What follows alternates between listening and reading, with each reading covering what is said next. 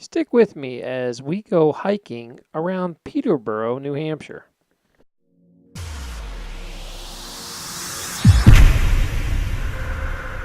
New Hampshire has great places to hike, and I'm going to take you on one of my absolute favorite hikes. It's at the Edward MacDowell Lake. The dam was built in the 50s, which created the lake. There's still some remnants of the original dam where you can see the waterfalls and some of the old architecture, but eventually they had to build a huge retaining wall and also as a water reserve. The dam actually has a wall you can drive and walk across. It offers some wonderful views. You can also get a good view of the lake as well as the park surrounding it.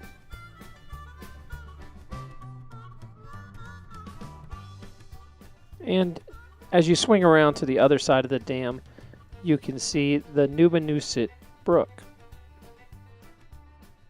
Here's the spot of the brook that actually comes out of the dam.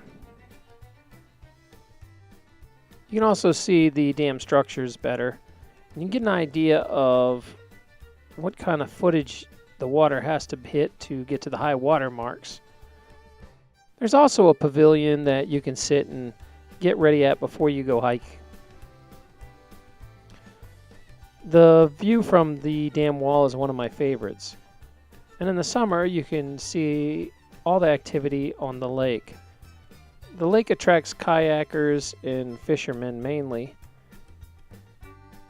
But there's also swimmers who go out into the lake.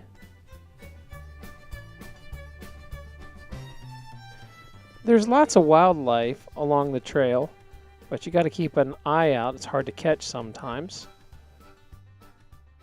I hiked this trail for over a year and only saw a snake once, and it was the non-poisonous kind.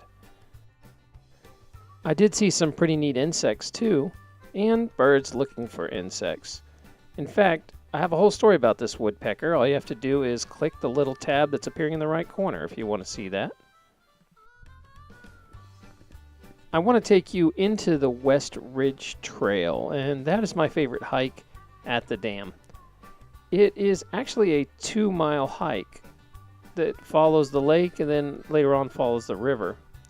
It goes all the way up to Hancock Road, and then I turn around and come back. So if you do it that way, it's about a 4-mile hike. It takes me about an hour and a half to 2 hours, depending on how fast I want to go.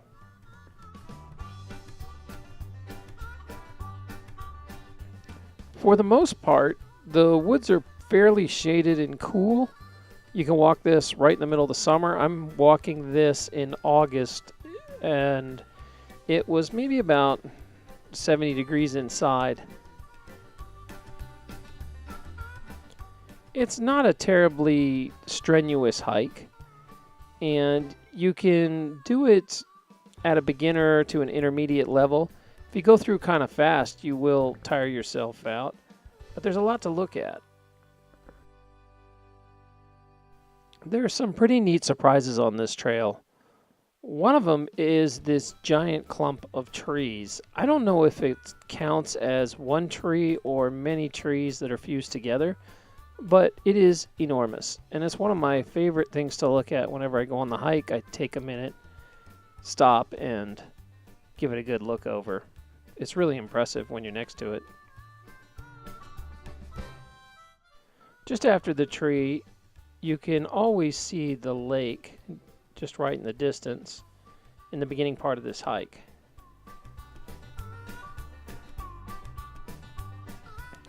There are lots of little bridges throughout the hike, and they cross little creeks that are pretty. You can stop and look at them, but this particular bridge ices over easily, and in the winter I slipped right off this and landed in these rocks. So be careful crossing the bridges in the winter. They ice up fast. Also, sometimes after they rain, they get pretty slick too. So go slow over these, or you'll wind up in the creek like I did.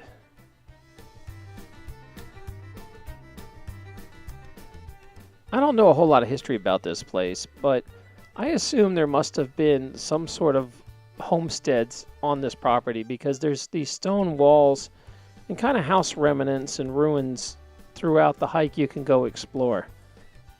New England's famous for all these stone walls, but they're all over the woods, and it's kind of neat.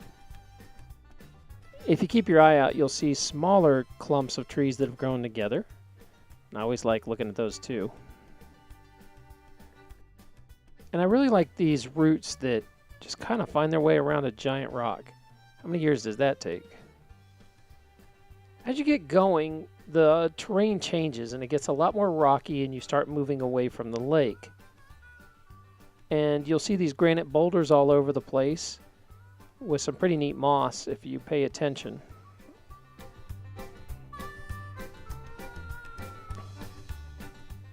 Eventually, you start coming to more brooks and little bridges, and again, be careful because they can be slick. Just letting you know. Soon the hike starts going uphill, and it gets harder. As you move away from the lake, you'll start going more and more into the woods and up the hills. But you gotta keep an eye out because there's lots of cool mushrooms on this hike. As a matter of fact, I plan on making a separate story about just the mushrooms on this hike. One day we went out and we must have counted over 20 different kinds of mushrooms that all popped out overnight. So if you see a tab appearing to the right corner, I've finished that story and feel free to watch it. If you're a mushroom hunter, feel free to identify the kind of mushrooms on this video and leave them in the comments below. I'd love to know what they are.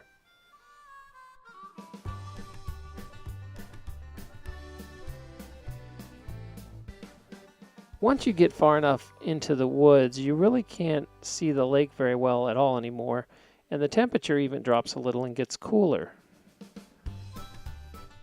What's really neat is the fauna starts to change too. As soon as you get to this bridge here, you'll start noticing a lot more ferns. This little fern gully is one of my favorite parts of the hike. It almost feels Jurassic Park prehistoric as you really get into it. You'll come up to a big patch of mud where people have thrown logs down so you don't get so muddy walking through. It's actually kind of hard to balance on these things, but I keep adding more logs every time I go through, so hopefully there'll be enough to keep you from falling in the mud. Once you navigate past the log jam, you really start getting deep into the ferns and you feel like there are raptors hiding out, and they'll get you if you don't move quickly. Those dinosaurs are very clever. They never attack you straight on, so watch your sides. Once you get out of the ferns, you move past the lake and you actually move back towards the brook. The path then follows along the brook, and you get a nice little breeze off it. It'll cool you down in the middle of the summer. It's also really pretty to look at and listen to.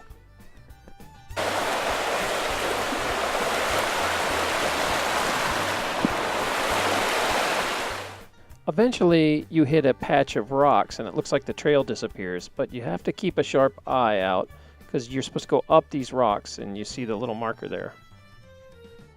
You eventually come to a rather large bridge, and I like to stop on this bridge and look around. This is a really nice view of the brook.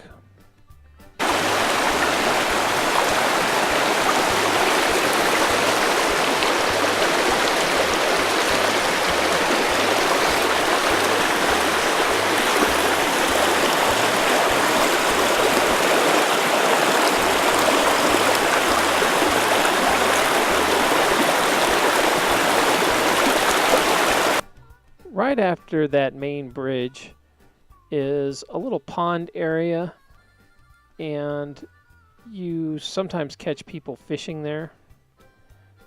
But I'm going to take you right up to the road and we're going to pass that. And here is where it ends on the map.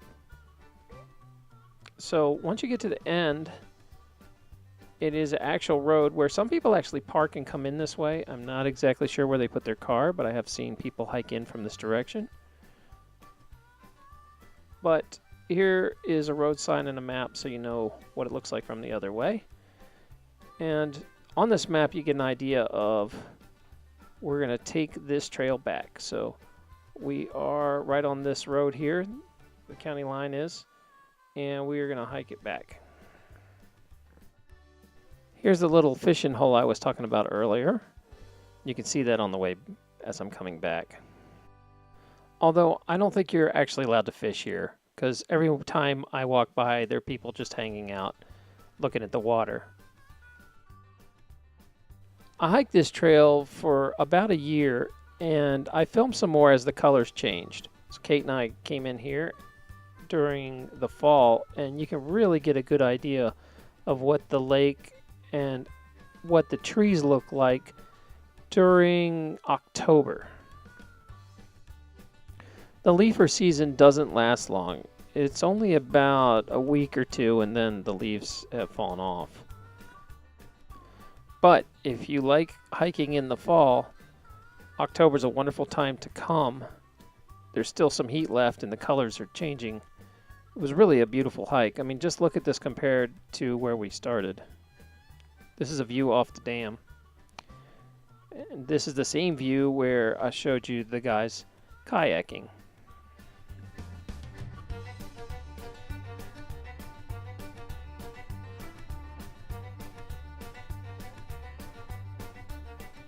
Here's another good view off the side of the dam. That was the other side, if you remember what that looked like.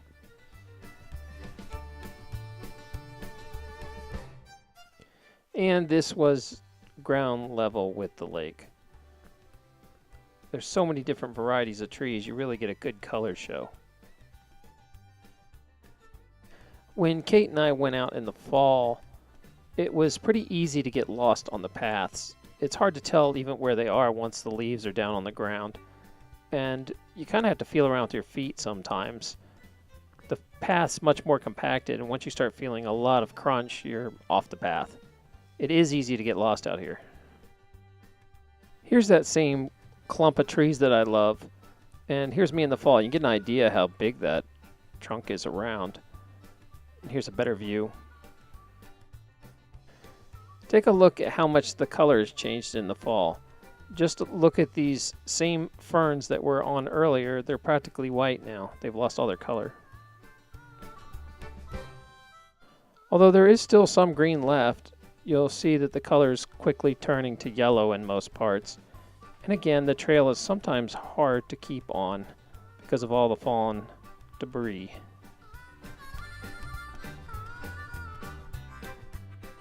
By Thanksgiving time, it's pretty drab and dreary, and most everything has fallen. The lake's a lot darker, and the hours are shorter.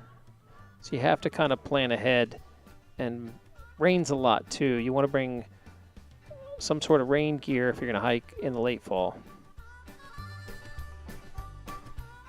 This is such a wonderful time of year, and you can kind of get hints though that the lake is about to freeze. Although it's raining here, I'm going to show you this picture of just a week later, and it's already full of ice. It's almost frozen at that point. But this is a wonderful time to hike. It's not crowded at all, and there's almost nobody on the trail. I really recommend you go during the fall. So if you're looking for a good beginner level to intermediate hike that is fairly private, almost nobody's ever on this trail, check out the Western Ridge Trail at the dam. You'll love it.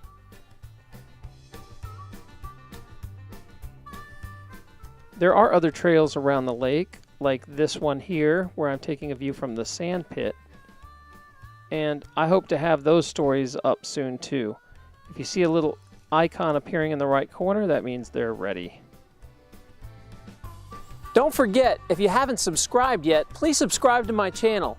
Also, give this a thumbs up, a like, a share, Or if you have something to add, remember to comment below. Thanks.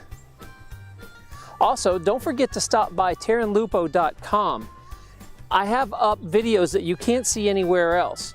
Currently, I have one on carnivorous plants and also how to make your own mead. All you have to do is go over and sign up at